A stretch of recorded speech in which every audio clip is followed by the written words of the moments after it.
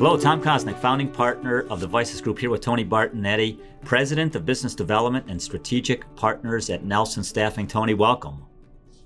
Thank you, Tom. Nice to see you today. Tell us about Nelson Staffing, Tony. Well, I've been with Nelson for only 23 years, and I came to Nelson from a publicly traded healthcare company.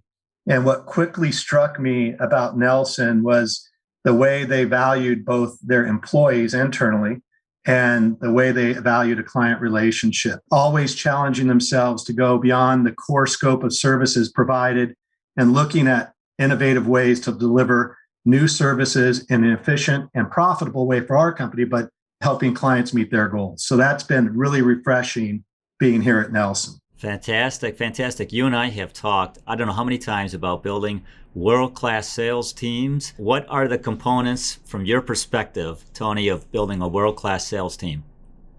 Do you have 45 minutes, Tom? I like it.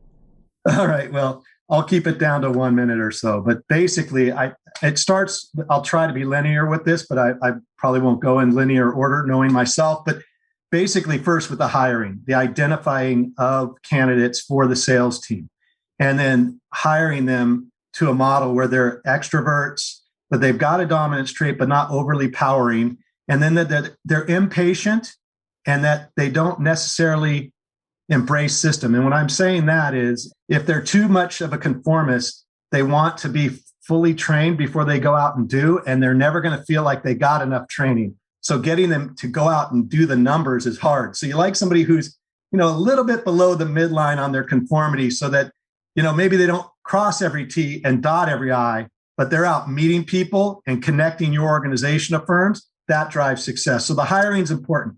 Obviously, once you hire them, onboarding, having a sales process that you follow, that you can coach them to, having deliverables on a weekly, monthly, annual basis. They know what their goals are, but not managing to those so much, but more the sales process that you've adopted to make certain that they are spending their time where they should, and they don't feel like they just have to hit 100 contacts a week. You want to go beyond that, because you'll get the 100 contacts, you won't get the gross profit. So you want to not be a metrics manager. You want to go and be a manager who helps them learn and adds value to their efforts so that they can close more business. After that, the thing of having an ideal client profile is really important, because you want them chasing business that your team wants to deliver to, right? So basically, here's some ideas of like an ideal client criteria. Average assignment, 3 months or longer. Willing to pay our bills. A collaborative partner. Emerging growth clients. Can generate over $100,000 in gross profit a year. Those are some ideas of criteria that we have for our team. So when we're looking at an opportunity, we say, is this one we want to work with?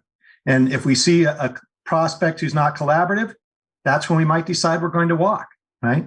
So I think the other thing that a lot of people don't talk about is the sales culture in an organization, where you're looking at acquiring, developing, and retaining clients. So you always want to be acquiring, but you don't want to be acquiring to replace those you've removed. So when the sales team goes out there, they're going to create conflict within a branch or office. And we need to, as sales leaders, eliminate that conflict so that the branch team wants to support the delivery to these clients. Because we all know clients are our lifeline, our lifeblood. Without any clients, there's no revenue, there's no profit, there's no business. So that's one of the things we have to do. A lot of folks don't see sales as a noble profession. We need to make it a noble profession within our organization. The people who get frustrated with them have to realize they do not want to do the sales job. So they should live with the frustrations that get created by all the energy. And then make certain we work on putting our efforts into providing top-notch service for those clients. Once you do that, you get that sales culture in your organization. It's a lot better for everybody. No no's, looking at creative yeses, and really supporting the sales effort. When the sales team feels they have your sales support or your service support, they're going to give you so much more effort, and you're going to see better results. And there's a lot more I could mention, but that's what comes top of mind for me. Yeah, Tony, fantastic information. I've got to say, I just so much appreciate and love your positive energy about selling, managing sales, building sales teams, and whatnot. It's just great to be a part of. Give us one piece of wisdom for our listeners. Yeah, for me, again, it's a simple thing, but it's easier said than done. You need to create a work environment that is good for your employees, so they want to stay there, because retention is critical to our success. And then one where your clients want to call you because they enjoy working with you. I love it when I hear some of my friends that are in the business talk about their clients wanting to take them to different states. That should be a goal for all of us. So just take those moments of truth and turn them into gold. Fantastic. Tony Bartenetti, President of Business Development and Strategic Partnerships at Nelson Staffing. Thank you so much, Tony. Thank you, Tom. I appreciate your time.